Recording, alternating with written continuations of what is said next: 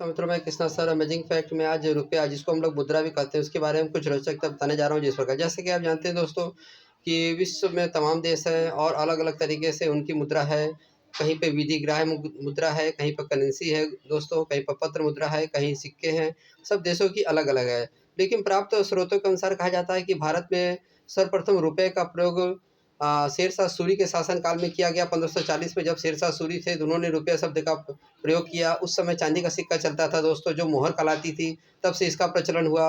और प्राचीन समय से देखा जाए तो अपने देश में कौड़ी थी, आना था, ढेला था, तरह-तरह से नामकरण इसका हुआ दोस्तों। वर्तमान समय में रुपए जिसको कि रुपया कहा जाता है, डिजिटल रुपया भी है दोस्तों। और कहा जाता है कि विश्व में मेसोपोटामिया एक ऐसा देश था जिसने कि इस तरह से किया। और तमाम ऐसे उदाहरण मिलते हैं जो कि मुद्रा को, धन को परिभाषित किए हैं। और शास्त्री लोग कहते हैं मुद्रा वह है जो मुद्रा का कार्य करे, हार्टली विदर्भ के अनुसार दोस्तों।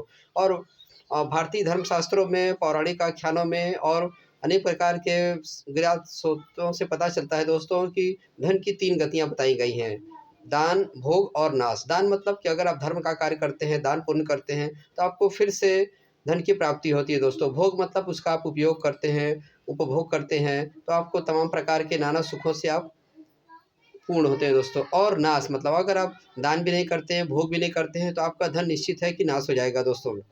अच्छा, धन भी कई रूपों में है दोस्तों, चल संपत्ति और अचल संपत्ति जिसको कहा जाता है। अच्छा दोस्तों, जैसे कहा जाता है कि पूरे विश्व में अनेक प्रकार के जीव-जंतु हैं, 84 लाख प्रकार के जीव-जंतु माने जाते हैं, लेकिन सिर्फ़ मनुष्य ही है ऐसा है जो कि भूखा रह जाता है, धन के कारण, उत्साह के कारण, क्रोध के कारण और थकान के कारण, नींद के कारण, मतलब तमाम ऐसे शारीरिक अवस्थाएँ होती हैं जिसके कारण वो धन नहीं कमा पाता है, धन अर्जित नहीं कर पाता है, तो इसके कारण वो भूखा रह जाता है। बाकी संसार के समस्त जीव किसी न किसी प्रकार से धन अर्जन तो नहीं करते हैं दोस्तों, लेकिन वो भूखे नहीं सोते हैं। तो मनुष्य अपने क्रियाकलापों के द्वारा धन की प्राप्ति करता है और आज के लिए, कल के लिए और बेहतर भविष्य के लिए धन की प्राप्ति करता है और धन के लिए अनेक प्रकार के आर्थिक, अनार्थिक, अर्जित और उपार्जित कार्य करता है ताकि धन प्राप्त कर सके और सुखी जीवन जी सके दोस्तों।